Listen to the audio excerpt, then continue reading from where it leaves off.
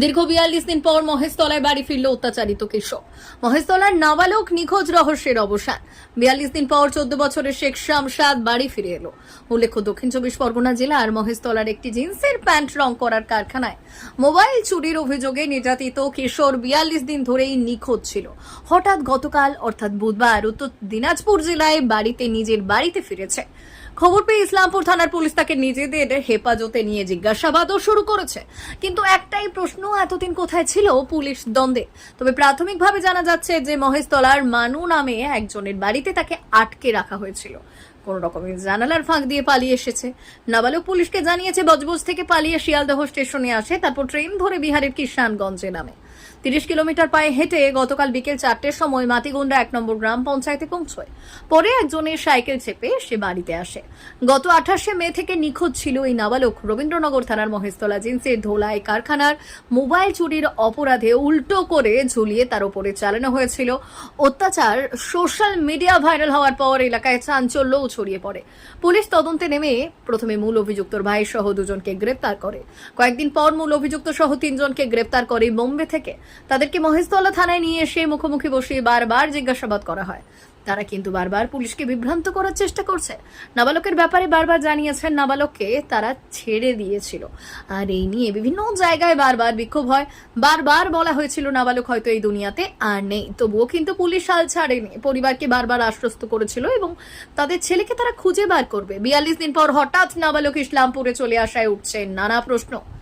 এতদিন কোথায় ছিল এই ১৪ বছরের নাবালক? পুলিশ তদন্ত শুরু করেছে। কি খবর রয়েছে আপনাদের কাছে?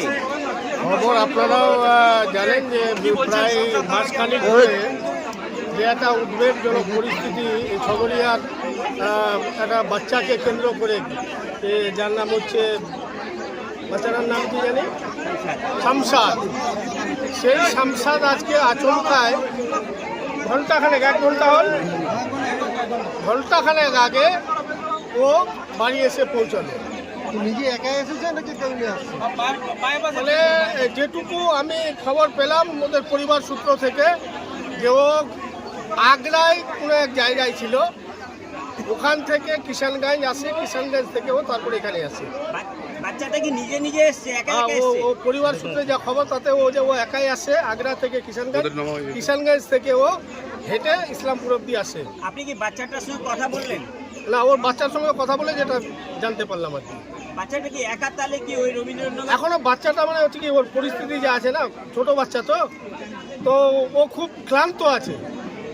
খুব বেশি কিছু ওকে আমি এই মুহূর্তে মনে করলাম যে বেশি কিছু জিজ্ঞাসা করলাম না। ওর পরিবারের লোককে বললাম যে ওকে আগে খাওয়ায় দাওয়ায় ওকে একটু রেস্ট করান। রেস্ট করার পরে তারপরে ছেলেটাকে ভালো মতো, ওর মেন্টালি একটু পরিস্থিতিটা একটু ভালো না হলে বোঝা যাচ্ছে না।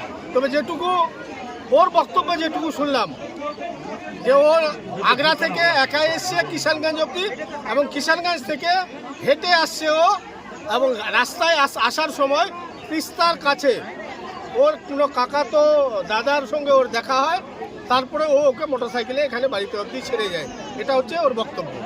এখন আসল কি ব্যাপার আছে, ও একটু সুস্থ হোক, তারপরে প্রশাসনিক লেভেলে পুলিশ সেটা খোঁজ খবর, এখানকারও খোঁজ খবর নেবে। ওখানে যে জায়গায় বলছে যে ও ছিল সেখানেও খোঁজ খবর নেবে। ওই যে জায়গাতে ও বলছে ছিল ছেলেটা, ওখানেই বা কীভাবে গেল, সব মানে তদন্তের ব্যাপার আছে। পুলিশ নিশ্চয়ই তদন্ত করবে। পুলিশ তদন্ত সঠিক পথে ছিল, এটা প্রমাণ। পুলিশ যা বলছিল, যেটুকু বলছিল, এখন যেহেতু ছেলেটা মিসিং ছিল বলার মতো স্কোপ ছিল না, কিন্তু পুলিশের আমাদের এমনি যেটা আপনাদের পুলিশ যেটা বলতো, যে আমাদের তদন্তে যা উঠে আসে তাতে বাচ্চা মারা যায়নি, বাচ্চা আছে কোথাও, এই কথাটাই পুলিশ বলতো। কিন্তু পুলিশ এটা প্রকাশ্যে বলতে পারছিল না, কারণ ছেলেটা মিসিং। ভয়ে পুলিশের কথা বলে কি, এখন সবাই মিলে চেষ্টা, পুলিশের চেষ্টা যে করেছে পুলিশ, তারই প্রমাণ। আর আজকে ছেলেটা ফিরে আসছে, এটা পুলিশের তৎপরতার কারণেই। যেভাবেই হোক, যেই রেখেছিল বা যদি কেউ রেখেছিল, ভয়ে হোক, যেমন করেই হোক, ছেলেটা আজকে বাড়ি অবধি যখন এসছে, ছেলেটা সুস্থ না হওয়া অবধি পরিষ্কার তথ্যটা এখনও পাওয়া যাচ্ছে না। পরিষ্কার তথ্য তো পুলিশে বলতে পারবে যে ওখান থেকে কিভাবে নিয়ে গেল, ও যে জায়গায় বলছে এখন ওর কাছ থেকে সব জানবে, জানে এগুলো আবার তদন্ত করবে, তদন্ত করে তারপরে পরিষ্কার যখন পুলিশ স্টেটমেন্ট দিবে যে কিভাবে কোথায় গেল, সেটা হবে সঠিক স্টেটমেন্ট। শারীরিক অবস্থা কেমন রয়েছে বাচ্চাটির কি না, দেখলেন? এমনি শারীরিক অবস্থা ঠিকই আছে, কিন্তু একটা কম বয়স ইমেচুরেট বাচ্চা, একটা ম্যাচুরিটি নাই, ছোট একটা বাচ্চা, স্বাভাবিকভাবে এতদিন ধরে এত বড় একটা কাণ্ড চলছে, ও একটা নতুন জায়গা থেকে একাই আসছে, কিষানগঞ্জ থেকে হেঁটে আসছে, তো বুঝতেই পারছেন ওর এখন ফিজিক্যালি মেন্টালি দুটাই একটু ডিস্টার্বে আছে। ও একটু মানে খায় দেয়, একটু রেস্ট ফেস্ট করে সুস্থ হবে, তারপরে পুলিশি তদন্তের মধ্যে সব বেরিয়ে আসবে। আমি তো সব করছিলাম, আচ্ছা, আমি তো দেখাশোনা ওদের সব আমি করছিলাম। আজকে তো বাচ্চারা আমার ইসলামপুর থেকে নামে ওই যে 3 পুল আছে, তিস্তা আছে, তিস্তাপুর থেকে হাঁটে হাঁটে এসেছিলো, একটা টোটোওয়ালা উঠাই নিয়ে আসছে ওকে, আচ্ছা, টোটোওয়ালাটা নিয়ে আসলো। আর কীভাবে আসলো কি আসলো এখন তো বলা যাচ্ছে না, খালি ওইখানেই বলছিল ও যে আগ্রাতেই ছিল, উনি এই কথাই বলছে আগ্রাতেই ছিল, কারো বাড়িতে ছিল, কি ছেলেটার নাম বললো, ছেলেটার নাম ও বলছে, তো আগ্রা কিভাবে গেল? ওখান থেকে যখন দোকানে ছিল বলছে, দোকান থেকে উঠাই নিয়ে গেছিল ওনাকে।